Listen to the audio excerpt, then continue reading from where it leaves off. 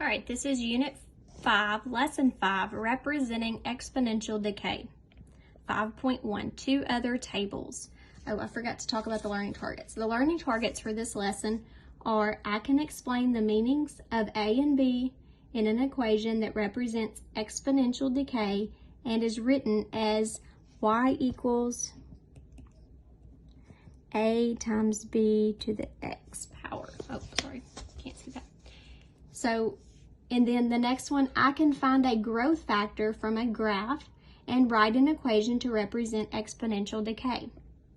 The next one, I can graph equations that represent quantities that change by a growth factor between 0 and 1.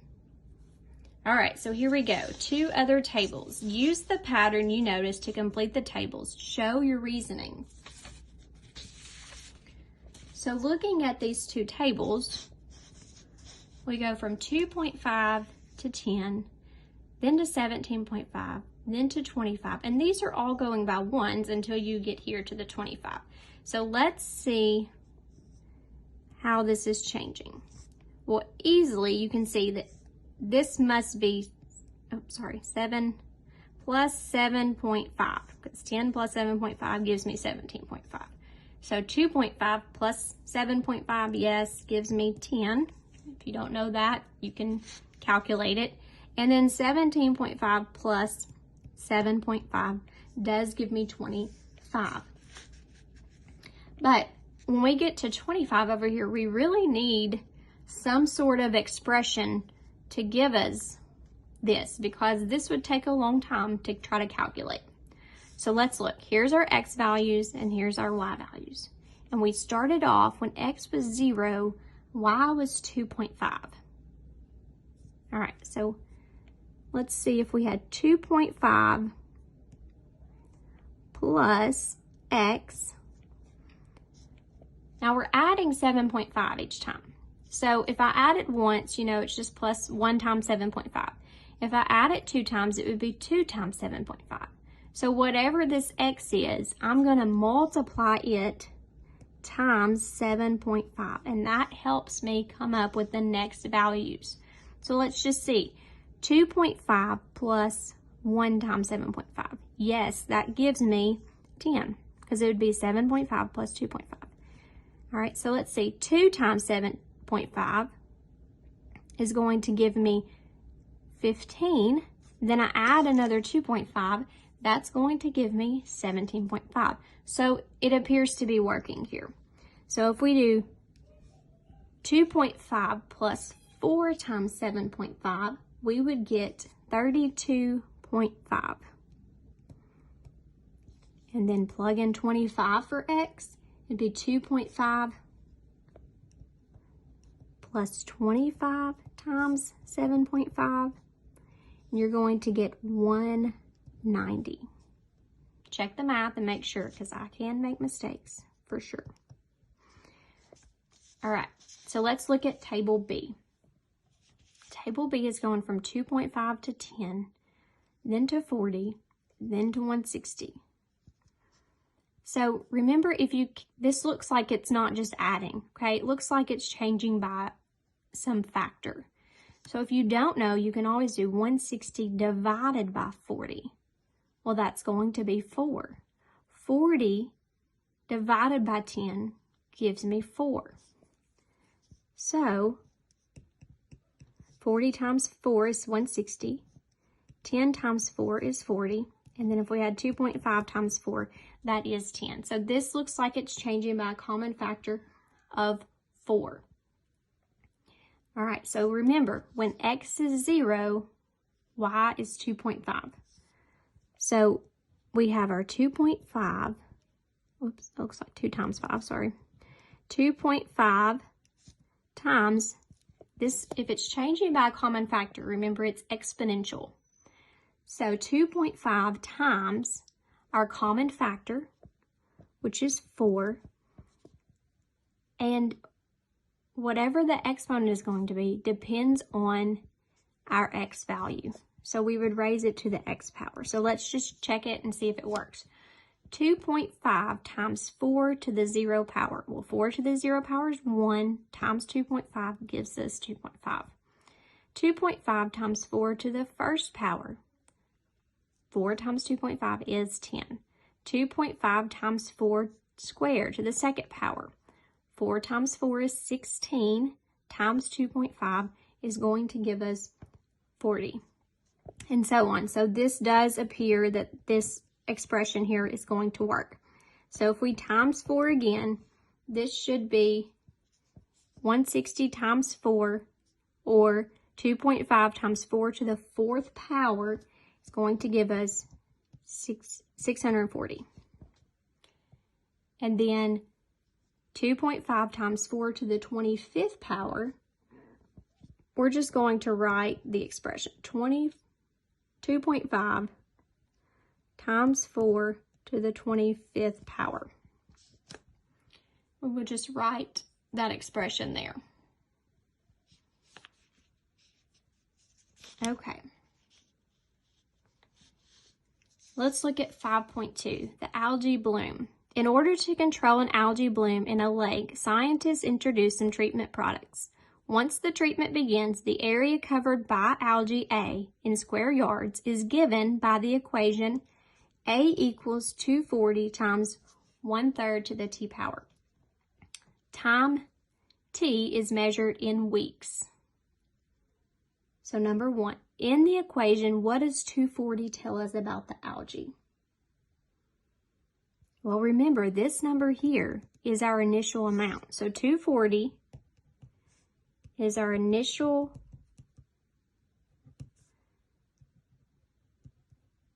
amount of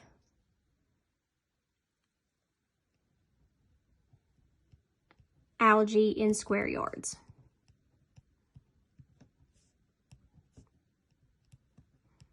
So it's initially covering 240 square yards. What does the 1/3 tell us? Okay, so this tells me that every week, 1/3, the area covered is 1/3 of the amount. Every week, the area covered is 1/3 of the amount.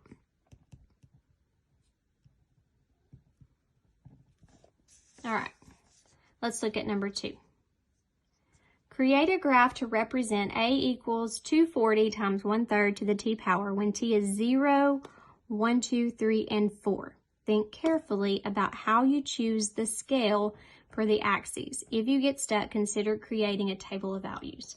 Table of values is always important when trying to create a graph. It really just helps you see how far the graph needs to reach, and before you start trying to scale your axes there.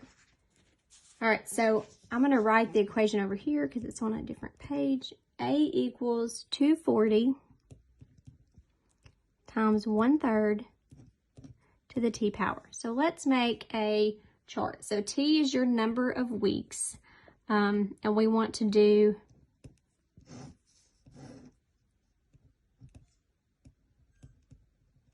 your amount of algae, 0, 1, 2, 3, and 4. All right, so when t is 0, if I plug in 0 for t here, this is going to make this 1 times 240, and we said that 240 is our initial amount.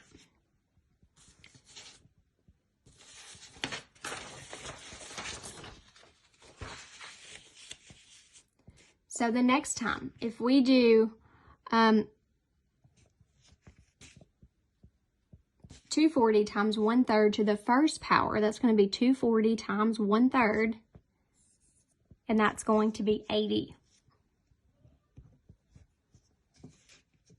The next time, I'll write this one down. A equals 240 times 1/3. This time we're doing to the second power, 1/3 squared, so that's 1/9. So 240 times 1/9, you're going to get 26.6 repeating. So we're going to round that to 27. The next one, 240 times 1/3 to the third power, that's going to be 1/27. And you're going to multiply that to 240, and you're going to get 8.8 repeating, which we're going to round to 9. And then the last one, 240 times 1/3 to the fourth power, you're going to get 2.96 and so on. So we're just going to round that to 3. All right, so looking at our amounts here, we have 240, 80, 27, 9, and 3. So scaling this, we know we need to go, past or at least to 240. So probably we could scale it up to 300. And then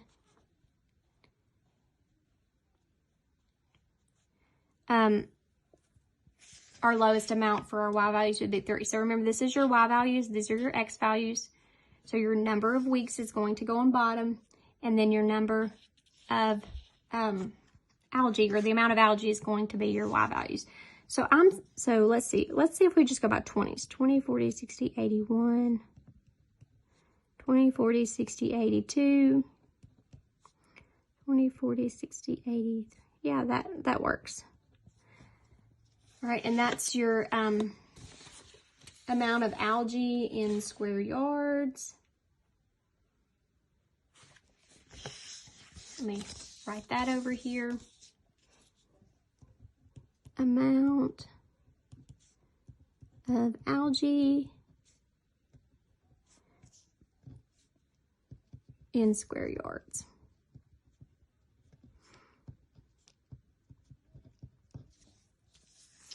All right, and then our x-axis is our number of weeks.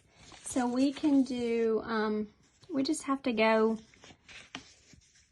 really to 4, because that's as far, but we'll just, say this is 1, we'll just skip so we'll go by halves.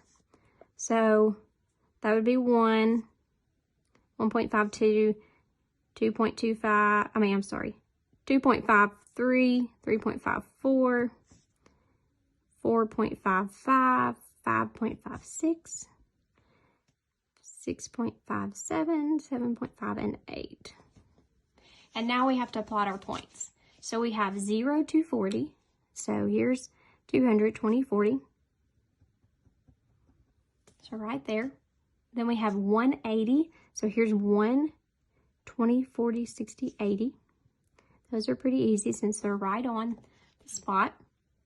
Then we have 227. So here's 20 and this is 40. So 27 is going to be right about somewhere right there.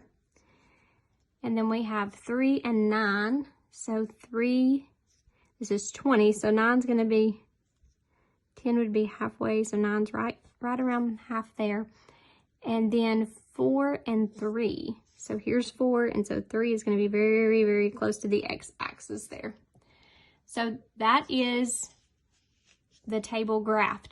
I forgot to put this, so time in weeks.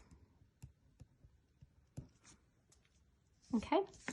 Now, number 3 says about how many square yards will the algae cover after 2.5 weeks? Explain your reasoning. So if I'm going about 2.5 weeks, that's originally, we know that that is in between 2 and 3. So I'm looking at these amounts right here. Well, I know that it's going to be less than 27, so fewer than 27 square yards, but it's going to be more than 9 square yards. So it's somewhere in between these amounts. So we know that it is fewer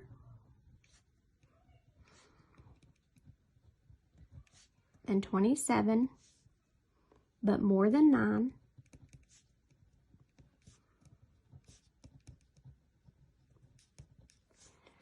So let's look at these 2 points. So here's 27 and here's 9. So it's somewhere in between here. So here's 20, here's about 15. So it looks like, if you've kind of followed this pattern, it looks like it's somewhere between 15 and 20. So between 15 and 20. All right, let's look at 5.3. 5.3 is talking about insulin in the body. And insulin, if you're not familiar with that, it's a hormone that is needed to process glucose or sugar in the body. So for people that have diabetes, which is a disorder in which the body does not produce enough insulin, then injections are typically needed for that to help. All right, so a patient who is diabetic receives 100 micrograms of insulin. The graph shows the amount of insulin in micrograms remaining in his bloodstream over time in minutes. Number 1 says, scientists have found that the amount of insulin in a patient's body changes exponentially. How can you check if the graph supports the scientist's claim? Well, if I'm looking at these Y values here, from 90 to 81 to 72.9, I can see, are these changing by a common factor? And in order to do that, I could take 72.9 and divide it by 81. So if I do that,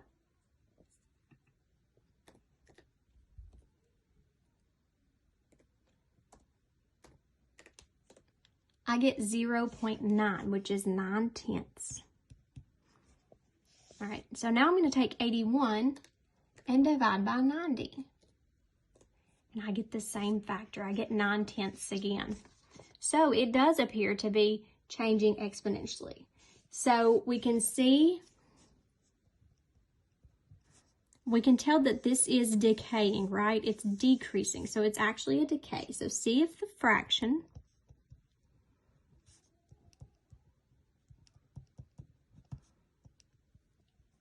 of insulin decays,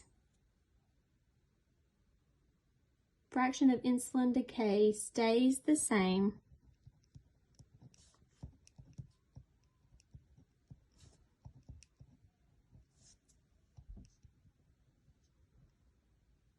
from minute to minute.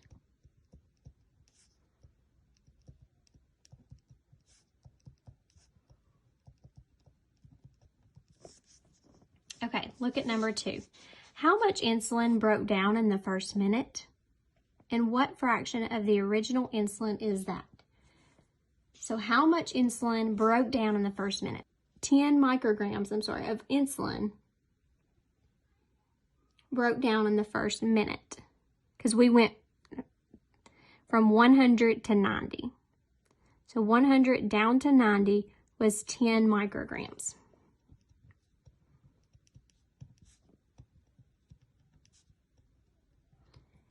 And then it says, what fraction of the original insulin is that? So that is 1/10 of the initial, because 10 is 1/10 of 100. 1/10 of the initial injection.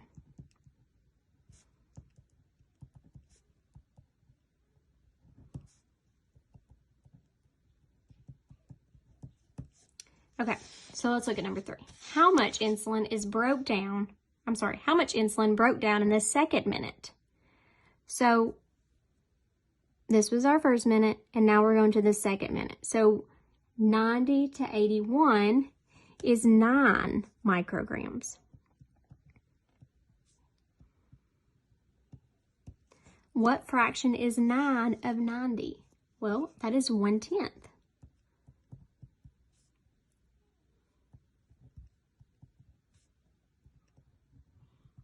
1/10.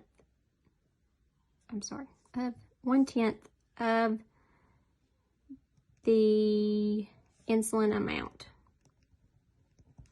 1/10 of the insulin amount. Number 4, what fraction of insulin remains in the bloodstream for each minute that passes? So it's breaking down 1/10 at a time, 1/10 of the original injection or initial injection, and then 1/10 of that amount, and then 1/10 of that amount. So what fraction remains? Well, 1 minus 1/10 is going to give us 9/10 remains. Each minute, 1/10 of insulin breaks down. Each time, 9/10 of the amount remains. Each minute, 1/10 of insulin breaks, I didn't need a comma there, breaks down. Each time,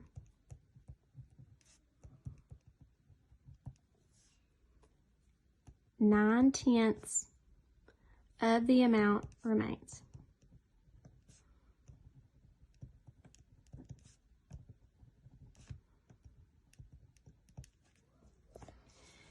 All right, so let's look at number 5. Complete the table to show the predicted amount of insulin 4 and 5 minutes after injection. So we start 0 is 100, 1 is 90, 2 is 81, 3 is 72.9. And remember we said that it is changing by 9/10 each time. So we can actually write our equation for that, or even an expression. So 100 times 9/10, and then raise it to whatever our time is. So we need for 4. So if we do that, it's going to be 65.61. And then we would need to do this again for 5.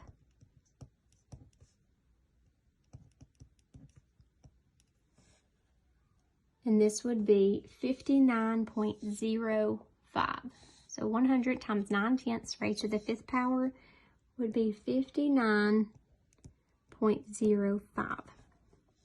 Number 6, describe how you would find how many micrograms of insulin remain in his bloodstream after 10 minutes, and then after m minutes. Well, we just looked at it for 4 and 5, so we would just simply multiply 100 times 9/10. And how many times are we going to do that? We would do that 10 times.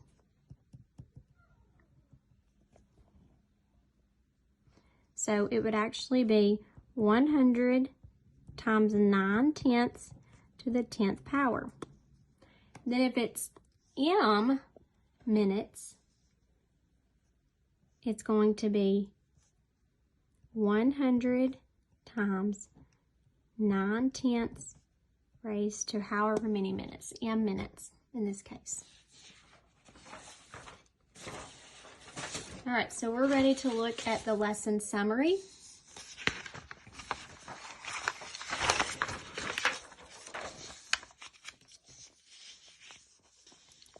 They give you another example, which is really good to go back and look at.